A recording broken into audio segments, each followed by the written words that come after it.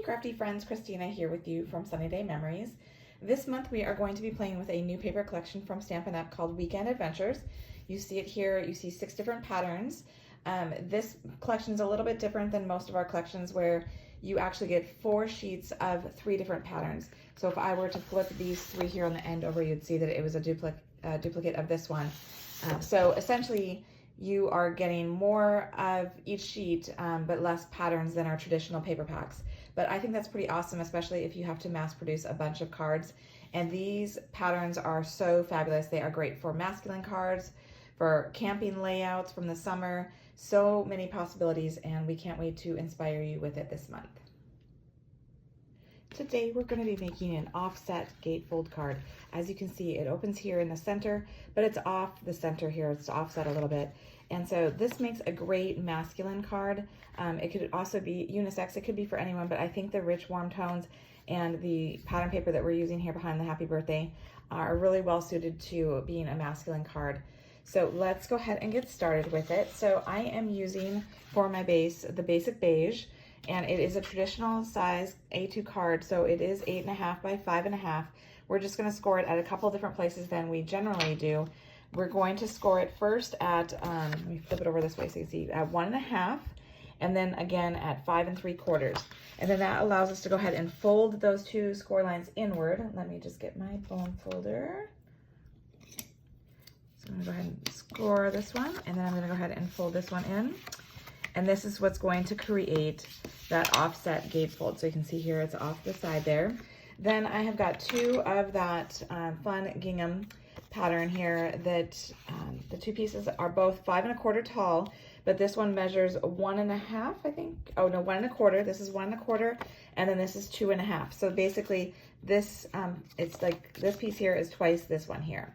So if that helps you. So I am going to actually scissor distress these 2 pieces. Let me show you a little bit closer in the camera so you can see. I'm just kind of roughing it up to kind of play into that masculine feel. To me, this is kind of like a flannel shirt, and I kind of wanted it to be kind of rugged.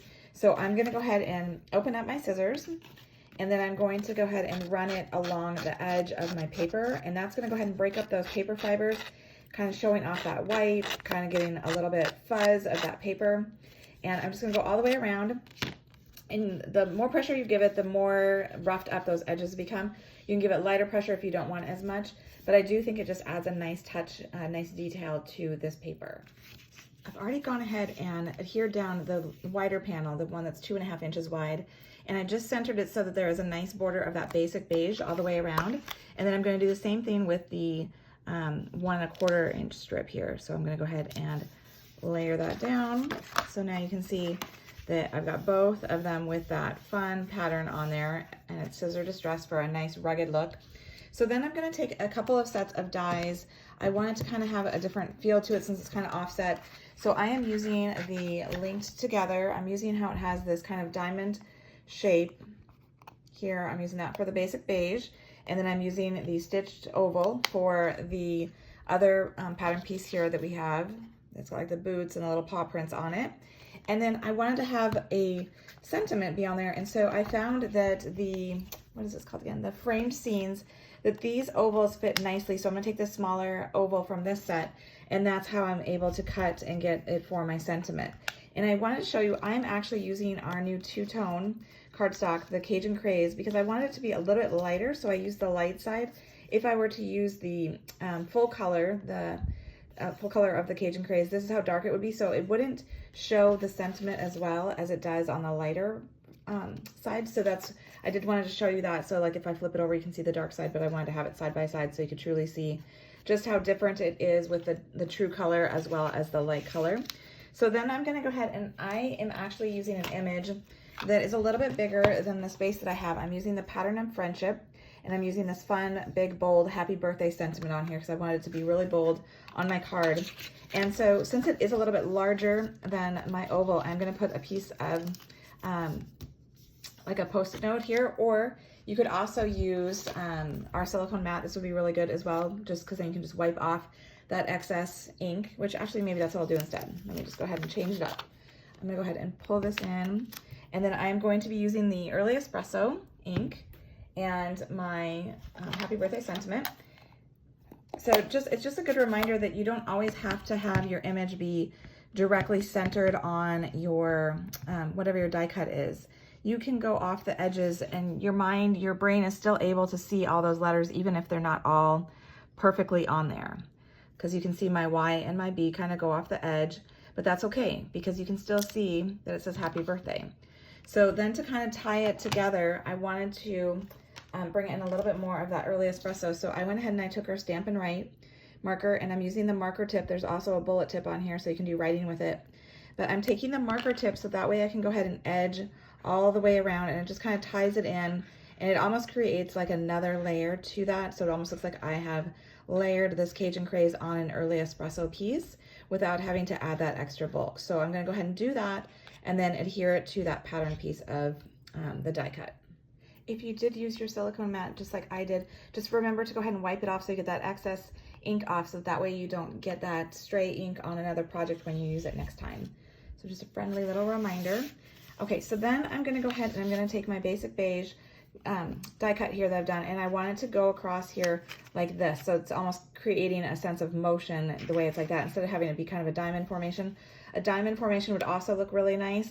It's completely up to you and the look that you're going for. It kind of looks just as great that way, so lots of options there. And I am going to go ahead and I'm going to use some of our 3D foam, some of our Stampin' Dimensionals. So I'm putting 2 here on this side, and then I'm going to put 1 over here on the edge. That way, what that does is that allows me to know that I'm not going to stick anything beyond that opening, because I don't want it to stick closed.